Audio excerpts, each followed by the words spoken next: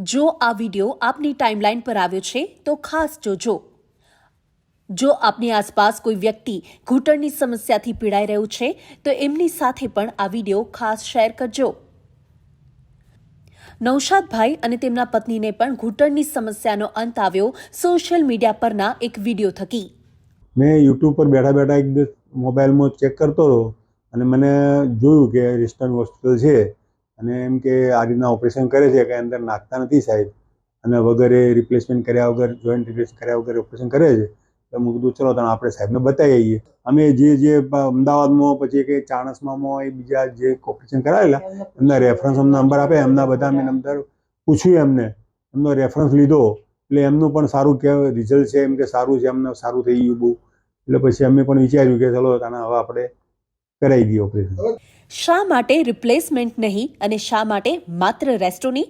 સાંભળીએ પેશન્ટ પાસેથી જ। આમાં જો આખું રિપ્લેસ કરાવવું પડે રિસ્ક રહેતું કે ચાલીએ તો પડી જઈએ તો ફ્રેક્ચર થઈ જાય। અમુક અમારા ગામમાં એવા કેસ થયેલા કે પરુ થઈ ગયેલું છે એટલે એ બધું થઈ જાય એટલા માટે મેં કીધું ચલો આપણે એ બધું આમાં કોઈ ચિંતા નહીં આજ કરાવવા દો કીધું એટલે આમાં આપણને કઈ પેલું છે સોચીને પછી કરાયું 2 વર્ષ પછી બધા રિપ્લેસમેન્ટ જ કર્યું મફત કરે છે એટલે બધા પૈસાના કારણે લોકો નથી કરાવતા।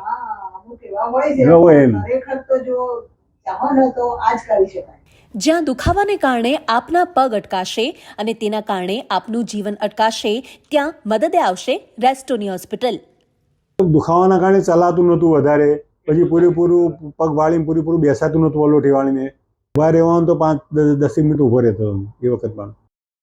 અને હવે સાંભળો રેસ્ટોની હોસ્પિટલમાં ઓપરેશન બાદ શું ફરક પડ્યો?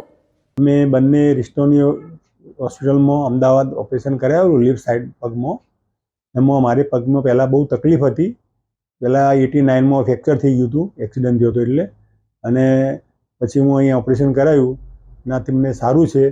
ઘણીવાર એવું થાય કે સમય અને પૈસાના વ્યય બાદ પણ સમસ્યાનું નિરાકરણ નથી આવતું અને આ નિરાકરણ આવશે માત્ર રેસ્ટોની હોસ્પિટલમાં।